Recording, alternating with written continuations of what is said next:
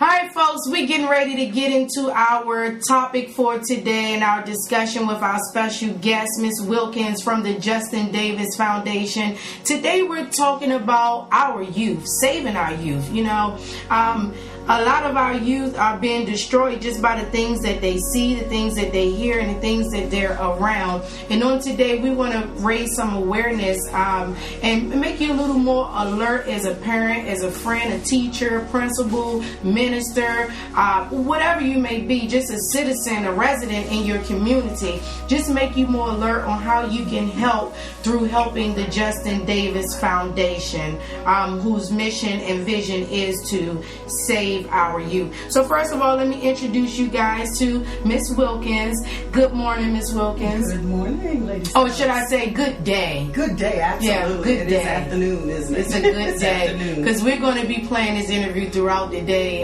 because we want people all over to hear it in different states, in different countries, in different time zones.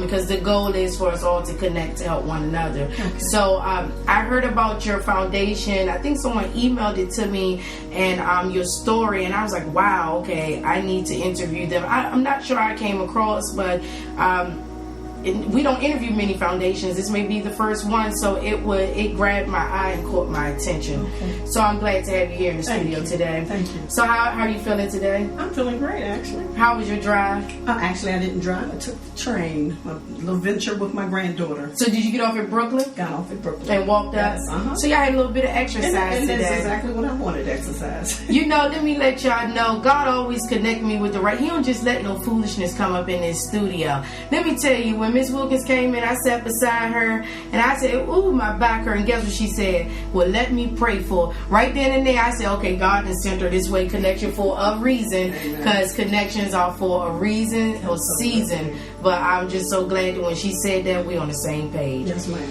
So let's get into the Justin Davis Foundation.org. Okay, tell us a little bit. Justin L. Davis Foundation.org. Justin L. Davis Foundation.org. That's right. And this information will be up on our Facebook and Twitter page as well. But Ms. Wilkins, go ahead and give us a little background about you and the foundation. Okay.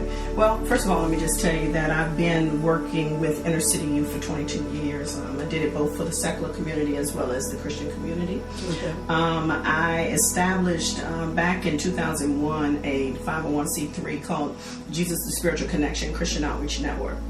And I ran that along with Black Lights Performing Arts Company. I ran that for up until my son's death, which my youngest son, we'll talk about that a little bit later, 22 years old, was murdered. And that changed my world. So my foundation was birthed out of his death. So, you know, I had those years that I had the nonprofit that I was working, but when he died, I kind of laid it down.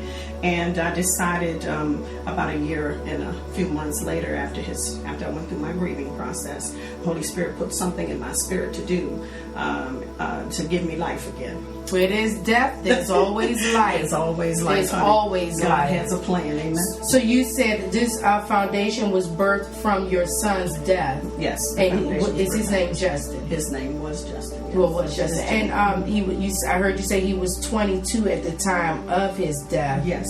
And you were working at another nonprofit. Now, I mean, you started your other nonprofit. Now, I have to ask this. Okay, go ahead. Before I go in, because I'm getting ready to go in. I'm getting ready to go in. Go ahead and just give them background on what the Justin L. Davis Foundation is. Okay. The vision, first of all, it's in honor of Justin, and the vision is to raise awareness and save lives. So what we're doing is, my son's situation was the brunt of what brought us to this place. So, and he had an addiction to drugs. Okay. And today we have quite a few young people, as we know, who are addicted to drugs. Even in Christian households, people don't want to talk about it. Yeah, it's not the easy subject. That's what you show about to talk about. We talk about the things that the church don't want to talk about. Girl, you need to go ahead and tell the truth, because we have so many households where parents are struggling. And today, just about everybody knows a young person whose age is 14 to 24 who is struggling from a depression. They fall into depressions. And I want to talk a little bit bit about the depression and what causes these depressions in our lives, our children's lives, and how that brings them to drugs, how drugs interact with that. But we have a lot of young people today who are just really addicted to drugs, and even if it's a marijuana addiction, it's still considered an addiction. Yeah, it not to cut you off, it gained my interest when I see you say rehabilitation on your website for 14 to 24, and then it makes you think: are people really that young being addicted to a drug? Addicted to marijuana, usually by the age of 14. Or that boat.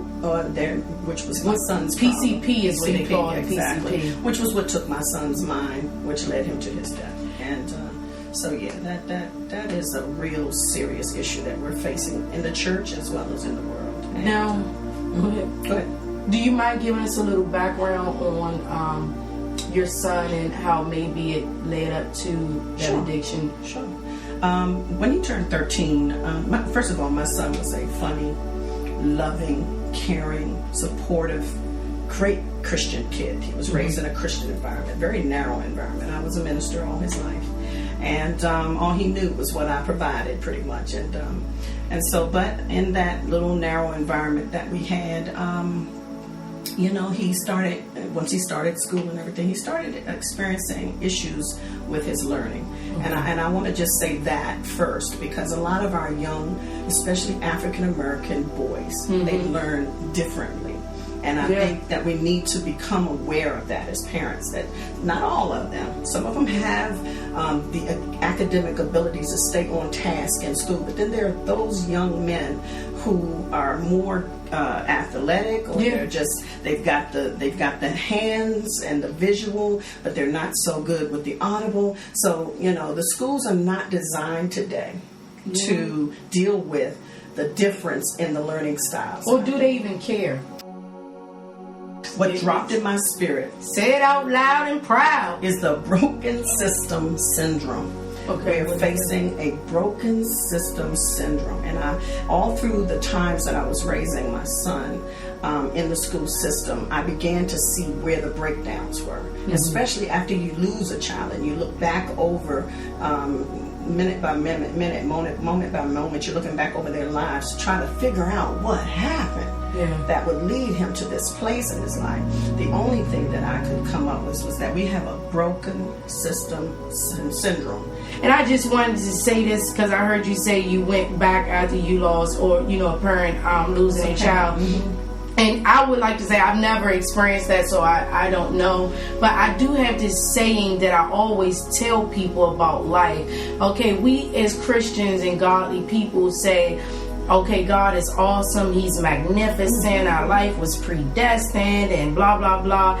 And then I hear people say certain things and it make me go back to, but you just said God was awesome, He's miraculous, your life was predestined. So, spending too much time going back over shoulda, woulda, coulda, it was going to happen anyways. Well, and everything is destined, and it's all for a purpose. And you know what the Lord spoke into my spirit even this morning? He said that there is a practical side to every spiritual side of life. There's a practical side. And He showed me Job in the Bible. And what He said to me about that was that Job was a man who was caught in a spiritual battle. But he had to walk it out. He had to live it practically. And when we think in terms of practicality, the root word of practical is practice. And so what we as Christians and as Job did, he had to walk it out and be in a position of practicing the faith of God and the trust of God. You follow me? And so we learn to practice. We practice our walk. Yeah. So every horrific situation that happens, every hurtful thing that comes down our path, whatever hits us, and it feels like a real attack, it is a practice. It is just a practice of walking by faith and walking to learn to trust in God in the midst of that situation. And what God said was, once you have successfully learned to walk those struggles with faith and trust in Him, He said, at that point, now you have become an overcomer, a champion, and you can now give what you have learned back to someone else in that situation. So everything God does has a plan and a purpose to it, and it ultimately leads us, as we live here on this earth, in a position to give back to a community that needs the support that we have. And I believe that's an issue that we have in the world today. We have quite a few great Christians, you know. They have been in the Lord, like I have been in the Lord for 22 years.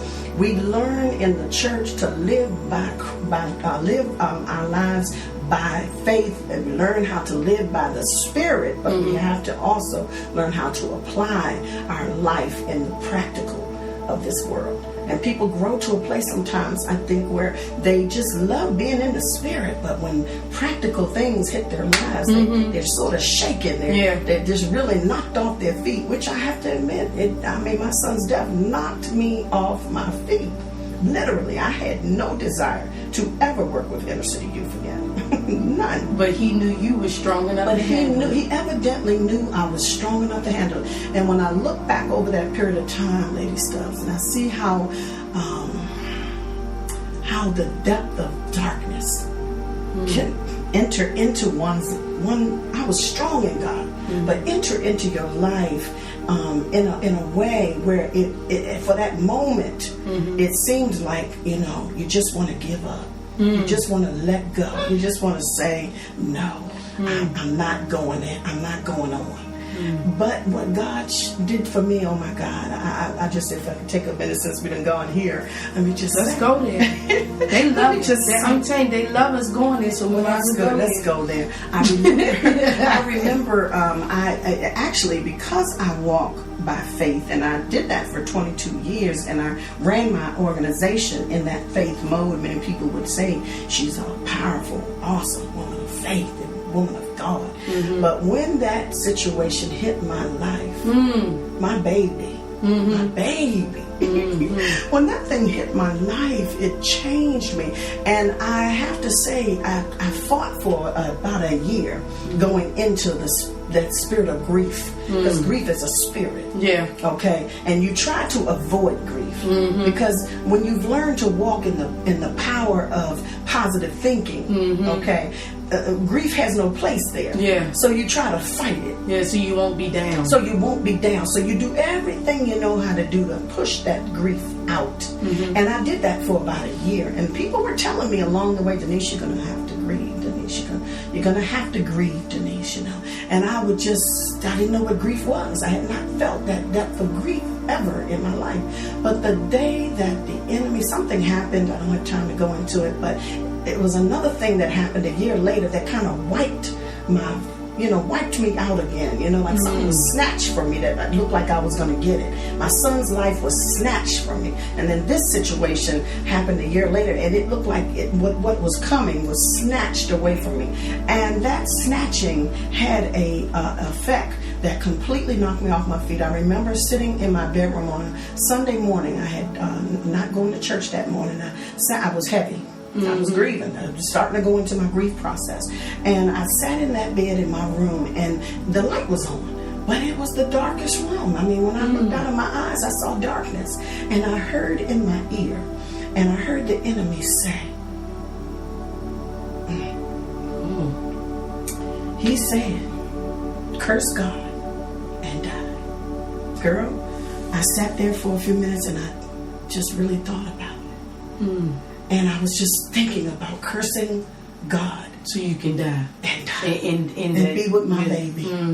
Because the mystery, oh my God, I cannot describe the pain of that in your heart. And it's not like you want to be around everybody during that time. I had one young lady, my best friend, one of my best friends too, who was just there. She made herself be there in my life during that period of time. But this was one morning I was alone. And I was facing this darkness. And I remember sitting there, and I remember hearing from the inside. We heard her say that the devil told her to go ahead and cuss God and die. We're going to go into this quick break, and we're going to come back and hear what the inner spirit told her to do. This is good. You know what? I'm going to admit, I ain't been in the building of worship in the church for a couple of Sundays. But God been sending some people through the way.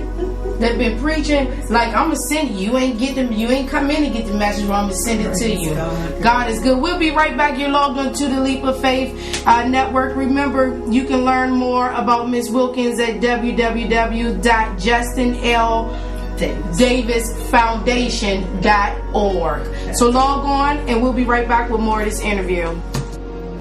Yes, that was Kurt Carr and the Kurt Carr Singers with The Blood Still Has Miraculous Power. And I know that blood is getting ready to shut that devil down. We're getting ready to go back into our interview with Miss Wilkins. And when we last left, she said that she was in a dark place after leaving her son, and the devil had told her to just go ahead and cuss God and die. That's right. But what did that inner spirit say? You know, it cried. It sat there. I sat there in that dark.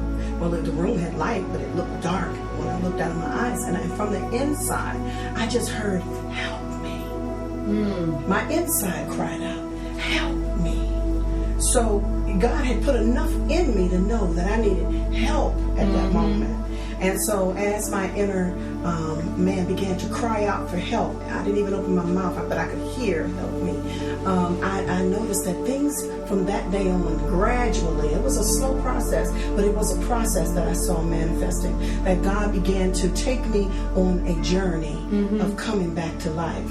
Just little things, and He used all kinds of weird things, you know. It just blew my mind. Go on some of those things. Let me just say, I called myself trying to get away from God, because you know, you go through a season where you want to just say no to God. Okay? I just want to rebel right now. I've been obedient for 22 years. I'm just going to rebel right now.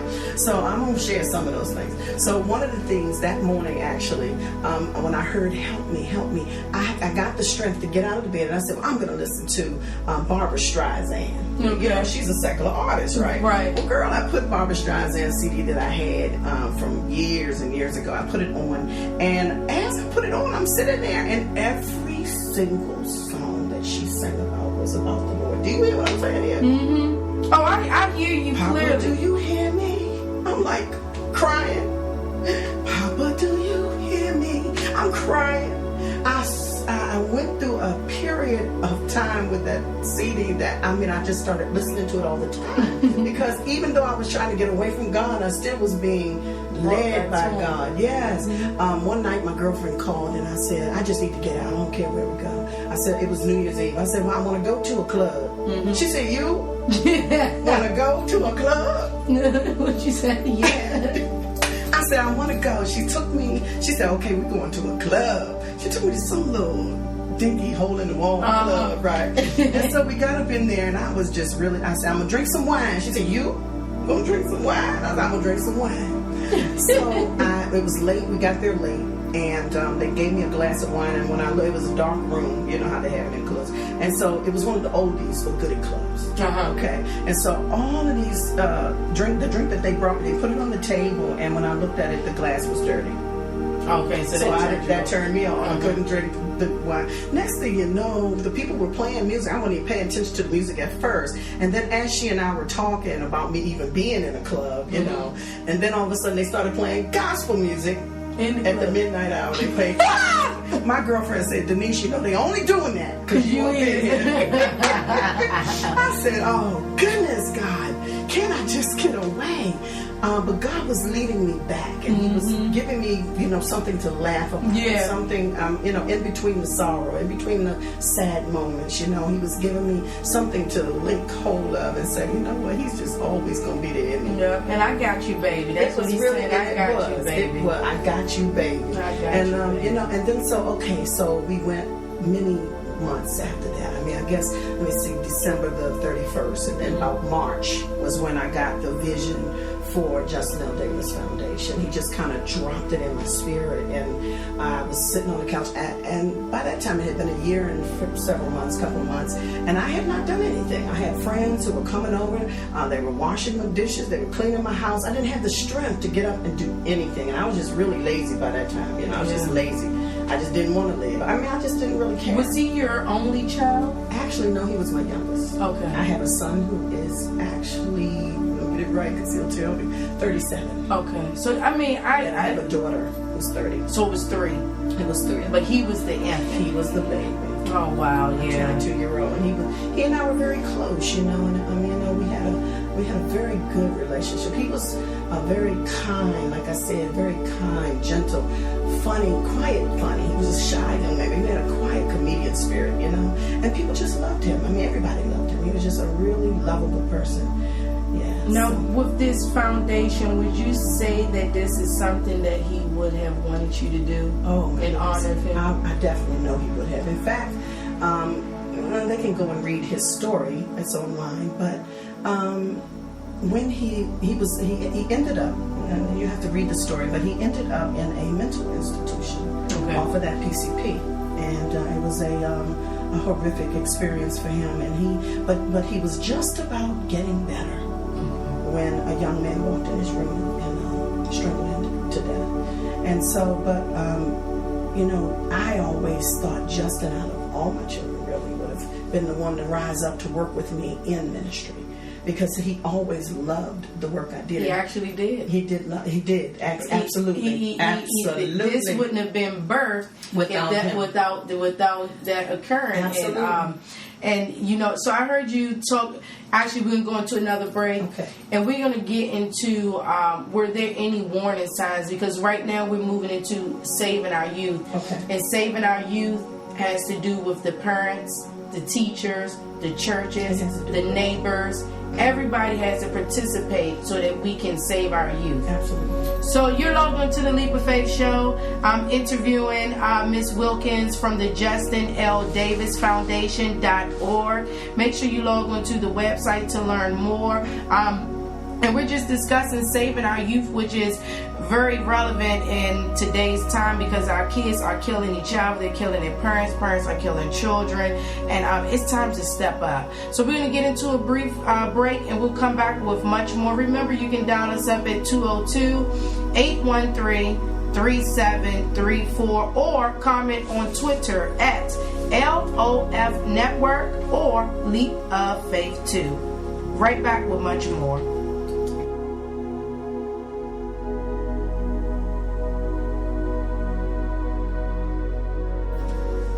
Hey folks, welcome back to the Leap of Faith Network, and we're here interviewing Miss Wilkins about the Justin L. Davis Foundation.org and saving our youth. Now, before we left, we were discussing children have behavior problems and leading into a drug addiction or a drug problem, and we were getting ready to get into the warning signs of that. But before we get into the warning signs, we want to backtrack and go back to that broken system syndrome. So Ms. Wilkins, go ahead, tell us a little bit more about the broken system syndrome and why how the school system played a role. Sure.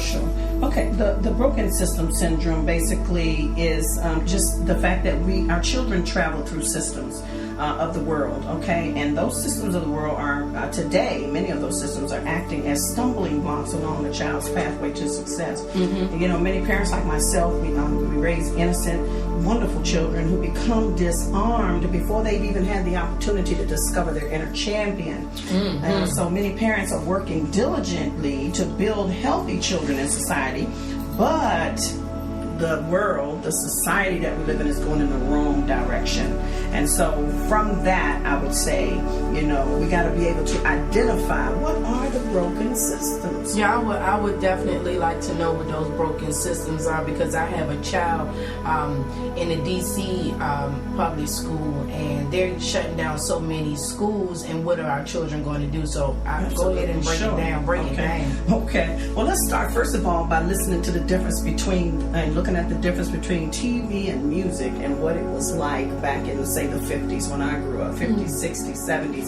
TV and music was so different there. And that change that we're experiencing, our kids are experiencing that change. I mean, it's like this whole movie media, TV and music TV, music media is stirring up in our youth a whole lot of information that they don't need right now. They don't need that music right now. I mean, even in our commercials and cartoons and videos, family movies are just allowing the innocence of our children to be stolen by information that they do have to use an imagination. Exactly. When watching a commercial or a movie. Nowadays, they don't really leave anything to the imagination for a child because it's so much. I remember even as I was growing up, it was no curse words on television or radio, but now you can say cuss words. Oh, you can say cuss words. You can show naked bodies almost. And I'm talking about on public, what they call it, public TV, Regular TV. Yeah, regular TV. Absolutely. Everything is just bombarded with sex and violence. Everything. And so we know that we have an increase of the demonic that's flowing in our media. And so what I'm saying is that music and that TV media that syndrome has created another system, which is the societal system, because now people are picking up on that, and they are adults who are creating this societal system, this music and media system, but the children are being forced to force feed these children with that system, if you understand what I'm saying. So we have then we have the increase of that do what thou wilt is the whole of the law, which is the attitude that is setting the pace in our communities today. It's like do whatever you want to do. I mean, just whatever makes you feel good. Because we're just gonna lock you up. Because we're gonna lock you up, or you want to, they're not saying that to you because Satan doesn't come to you like his ugly self. So they're not telling you just do what you want to do so you can get locked up. They're telling you do what you want to do in your mind, thinking I could just do what I want to do, but really it does have consequences to everything that we do, either good or bad. And so a lot of our children are coming in, and that let me just say that societal system is creeping into the homes of these children. Okay, so we have a home system. So some of the systems are the music and TV media system, the societal system that creeps into the family home system, and it's just spilling all over our children. It's robbing their innocence from early ages. We have kids who are just being exposed too early, and that exposure causes like blurred boundaries. Like they don't know what boundaries are anymore. Yeah, no boundaries in life. They don't know who to respect. They don't know who to respect. There's no value. No values in life. Morals. All the morals are gone. I mean, everything is just do whatever makes you feel. Is there really any grandmothers? Because I just seen a grandmother. I think she was 30 something. So how can she really have the experience of a grandmother if she was only like 34? I think she was as a grandmother. So that meant she started probably 13 or 14. She's 34. Yeah, so she started early. Yeah, and I'm just like, what can you really offer? I mean, we're really living in a time where these systems, and so now you got all these young people coming up in households that have blurred boundaries, and they're being exposed to things too early. So their innocence is being stolen, and then those children are going to school and all children are just sort of mingled together in the school systems. So now you have the school system that has all of these kids in a pot that's kind of being stirred up, and you have children who are experiencing great peer pressure. I mean, they just feel like they have to do whatever is being presented, because if not, I'm not going to be cool. I'm not going to be accepted, or that acceptance thing is really big in our young people, and it happens during a period of time in their lives when they really don't know who they are, so they're looking for identities to follow, and I really believe it's sucking in our young African American males, because many of our males are not being raised with fathers in the home. So they're not, and their fathers that are home are not necessarily, there are some fathers that are in homes where the kids have great relationships with the father. So we're not talking about those households. We're talking about households where the fathers could be in the home, but what he's offering to that child is negativity or an I don't care attitude. So that child is now in the school system with families who are really working overtime to try to make help their children to grow, to be successful in life. Now they're merged in with all of the children. All the mess. Okay, and you know what the Bible says? One leaven leaveneth the whole loaf. You put a piece of mildewed bread into it's gonna mess it all up. All the bread will be mildewed. You know what I'm saying? Which is just really a system that parents have been through sometimes, because a lot of these parents have been through this broken system. Absolutely. And then they have these children, and it's taking them through the only thing they know, which is that the broken system. So the systems are recurring and they're compounding. And so also with the school system is what we experience in Virginia is the zero tolerance rule, which is a broken system. How can you not have tolerance for a child? Now, is it zero tolerance in just in high school, or is it all levels? It's all of the schools. Any school in the state of Virginia falls under a zero tolerance rule. And they basically only give a child a certain amount of opportunities to get things right, and then after that they sort of kick them to the curb. They sort of put them in a situation where they're, in my son's case, they put him, I mean, I'll just tell you, my son started having these learning differently. I knew he had a learning style that was different, evidently, because he couldn't get with whatever they were trying to do. And so when I tried to get him some help, I mean, they said he's intelligent, he can do the work, but they had no tolerance for the fact that he felt embarrassed when he couldn't keep up in class. So when the teacher makes fun of a child, what happens, and some parent out there might be saying, why is my son being a class clown? Usually the class clown syndrome comes up when a child doesn't feel secure in a situation. So in my son's particular case, my son was a child who was very, very shy. So he didn't like being embarrassed in front of the whole class. And so when you embarrass a child in front of the class, for my son, in my son's case, he became a class clown. Well, there's no such thing as class clown acceptable in the state of Virginia. You don't work with those kids. You put them in alternative programs, and that's what they did for my son. They put him in an alternative program. They separated my little innocent, narrow living child who was raised listening to gospel go-go rap or whatever they called it. They took that child and they put him in an alternative program. And they put him in, they separated him from the rest of the school, and they put him in a room with 12 boys who, most of those kids were on their way to doing illegal behavior. They were already getting high, they were already doing, and they separated him and forced him to have to swim with those boys. So what happens then? They labeled him bad, and they stuck him in an alternative program. And that alternative program changed my son's life. I'll never forget when he came home, and how can a tan child turn gray? It just blew my mind. And he went into a depression, and I began my process of trying to advocate on his behalf, but that was a long battle. And that gray, I know you guys heard her say, how can a light child be gray? But you have that ministry on you, so you seen the darkness on when it came. So you were trying to do something to I'm glad you caught capture that, it. I didn't, but that's exactly. Because some people are thinking, light to gray, and then it just flew over some people. And some people like, I ain't get it. And, I know, right?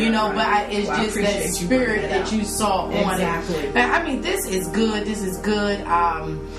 We're going to be back in a few. We're going to get into a couple of songs, and we're going to come back with Ms. Wilkins to talk about more of those warning signs and what you can do to start helping today. Don't wait, help today. More to come. You're logged on to the Leap of Faith Network.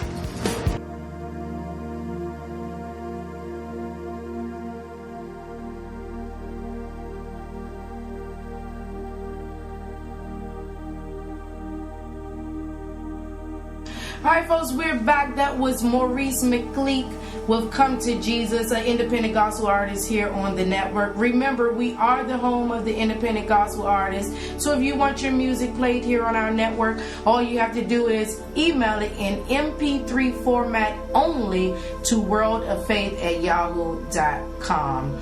All right, so we're here talking with Miss Wilkins, and we're talking about saving our youth, the Justin L. Davis Foundation.org, and just life and so much more. When we left, we were talking about the warning signs and things that parents need to pay attention to, the school system, the broken system syndrome, and just so many things that our children have to go through. But the last thing we said we were going to come back on were the warning signs. Okay.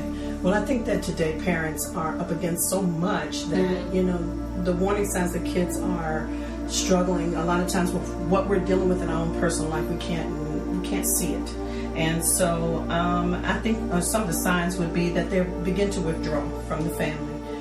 They begin to become somewhat isolated away from the family. They don't want to be around the family as much.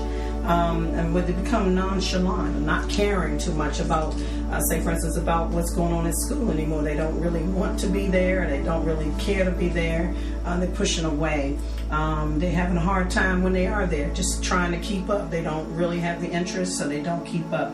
When they become increasingly rebellious, over a period of time, you might notice a stronger rebellion coming. That's some of this stuff. It sounds like I'm just talking about an adolescent, which I am.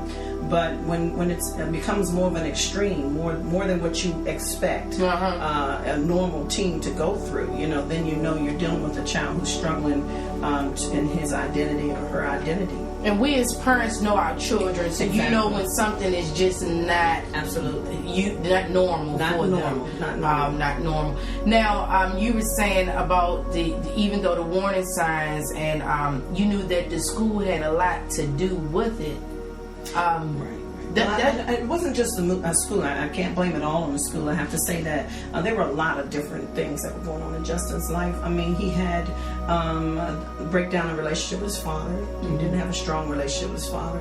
Also, he also dealt with the media. I just tell you, this media today is feeding our children's minds, and especially our African American boys who are getting caught up with people like Jay-Z and Kanye West and Pastor Troy and all these negative-minded individuals that's feeding our children information, and when they're already struggling with who they are and struggling with where they're going and what is their purpose, that's when they actually go through the process of taking in the information and beginning to live it out. When you see your child beginning to live what they're listening to, you got a problem. Yeah, especially when I think the downfall is the material. Yeah. They see these clothing that these stars and celebrities got on, and they want it, and they don't have the money, so then they're killing, stealing, and robbing to get these clothing and these material products, and not knowing that that's not the biggest thing that you should be worrying about. Absolutely. Get your education, learn how to communicate, learn how to talk to someone. Absolutely. So that you can walk into these doors. What people don't realize is, and about the Jay-Z's and the Lil Waynes and the Kanye West, these people are really intelligent. If you sit back and talk to them outside of their music, they're pretty smart, but they can't make money off of saying, yeah, go to school, be cool. For some reason, the devil is making it profitable for people to get up there and talk about that dark life. Well, let me, if I can go a little deeper into that. I've been doing some research since my son died. I wanted to know more about what's going on in that hip hop generation, and what I have discovered is that first of all, Jay-Z is like king of hip hop now. And he's not just king of hip hop, but he's also he's a Satanist. He's an open Satanist. He confesses that he's a Satanist. It's not something I'm telling you, it's something he tells you. I am a Satanist. In fact, I'm one of those people that thought that he's one of the ones that speak positive, because he did a show, because I know they do all that Illuminati stuff, and Illuminati is tied into Satanism. Yeah, that's what they say. And they said Oprah was part of that, but that's what they said because of the connection with Jay-Z. But then I seen a powerful interview that Jay-Z did with Oprah, and he said a lot about God and faith. Well, who's God and who's his faith in? His God is not our God. I can tell you that right now. Him and his wife both have openly confessed that they serve Satan.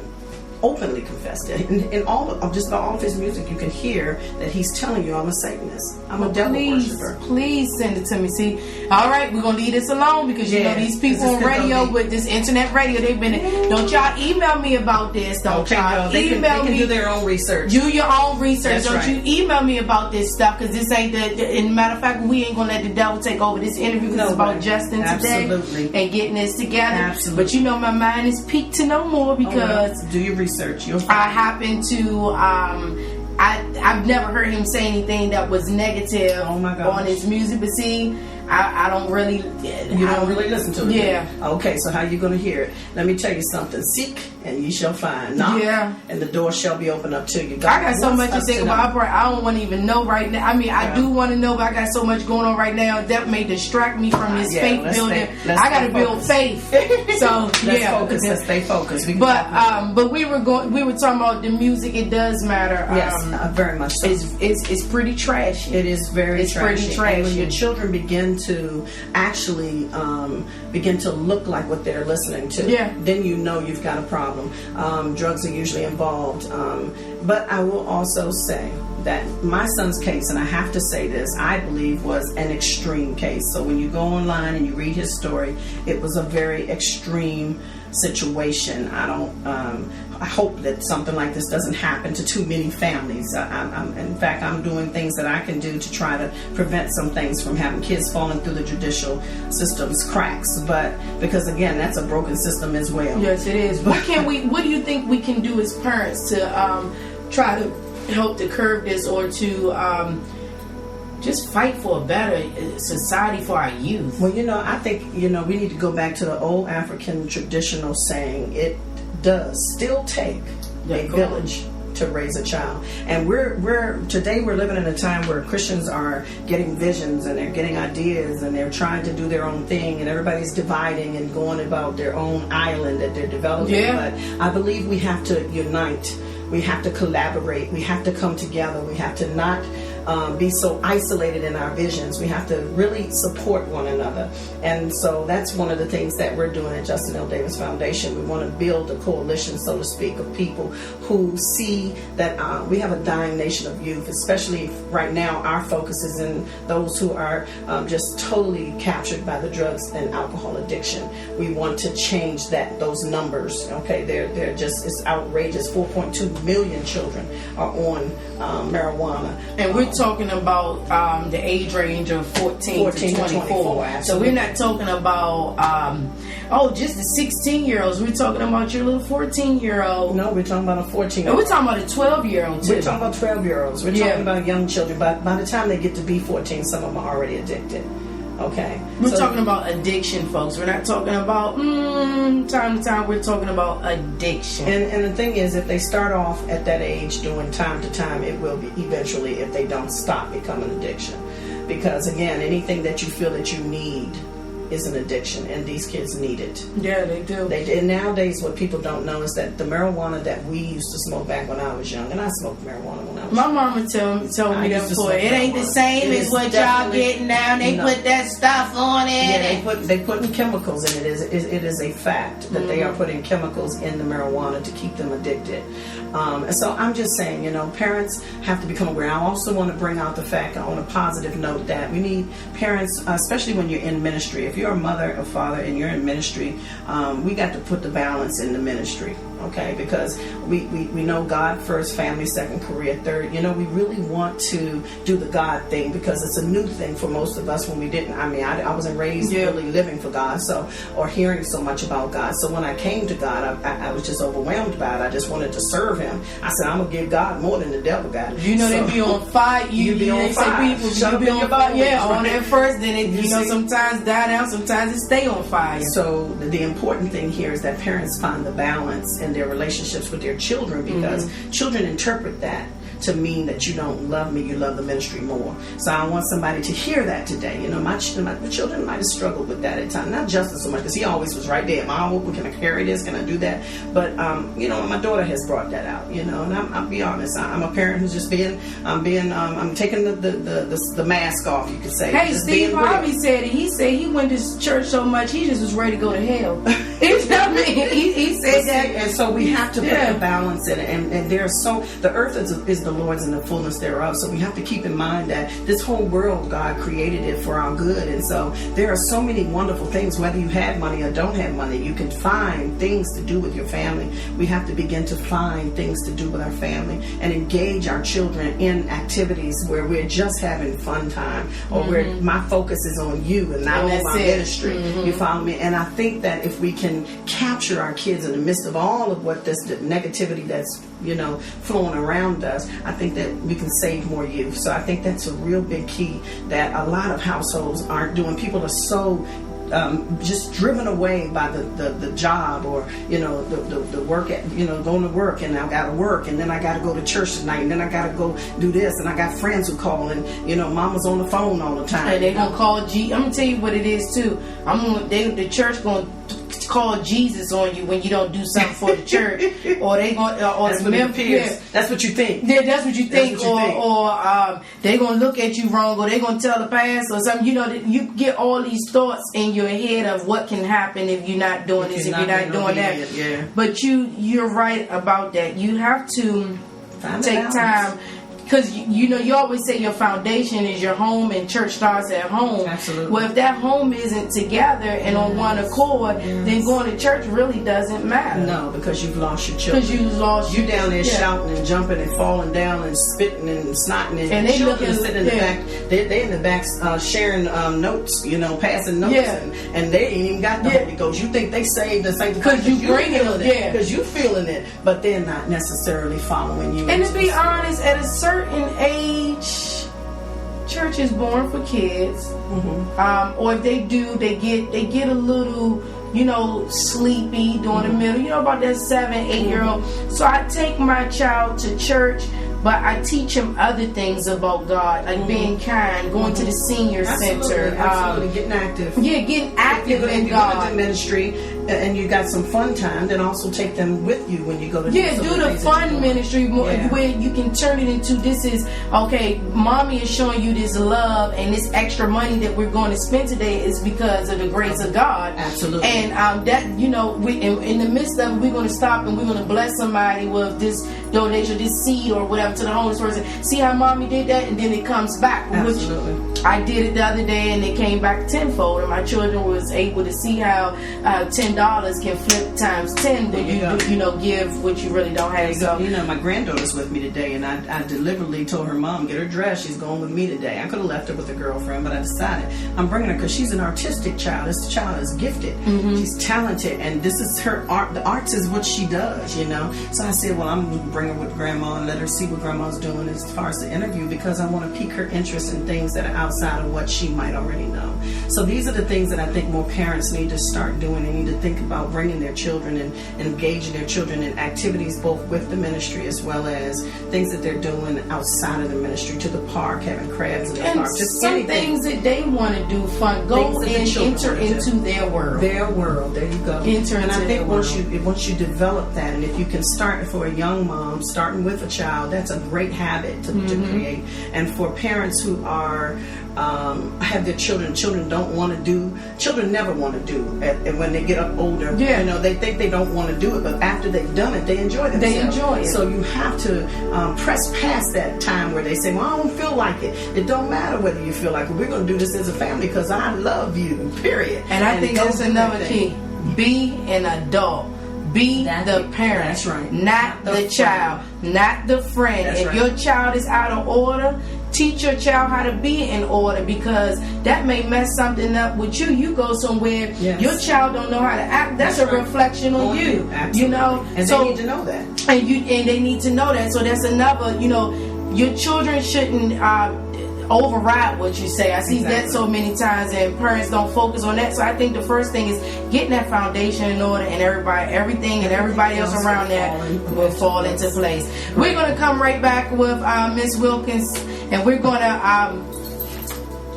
close out. We're going to let you know how you can help, how you can support the Justin L. Davis Foundation.org. So log on, and your donations really help. You're going to get out into the community, and we're going to try to bring people together rather than separate them. So make sure you support her foundation. I'm going to volunteer right now to say that the next event or something you have, send us the information. We'll put it out there, and if I can come, I'll be right there. Absolutely. Taking pictures. Great. All right, folks, commercial. We'll be right back with much more. Alright, folks, we're back, and we're getting ready to end our interview with Ms. Wilkins from the Justin L. Davis Foundation. And this was a great show about saving our youth. It was an honor having you here in the studio. Enjoyed being here. We have to have you back. It was great. Never know what's going to birth from this. Absolutely. So you go home and sleep on it. I shall. Connections aren't made for anything, especially certain connections. So God is good. I'm grateful to hear more and let my listeners know about your foundation. Listeners, please do what you can to support this foundation. It could have been your child. It could be someone in your family. It could be your neighbor. You just never know what tomorrow may bring. So support as if you wanted the support. Amen. So before we go ahead and let them know how they can contact you, any upcoming events. Just say all you want to say right now. Okay, all right. Well, basically, right now, I just want to say that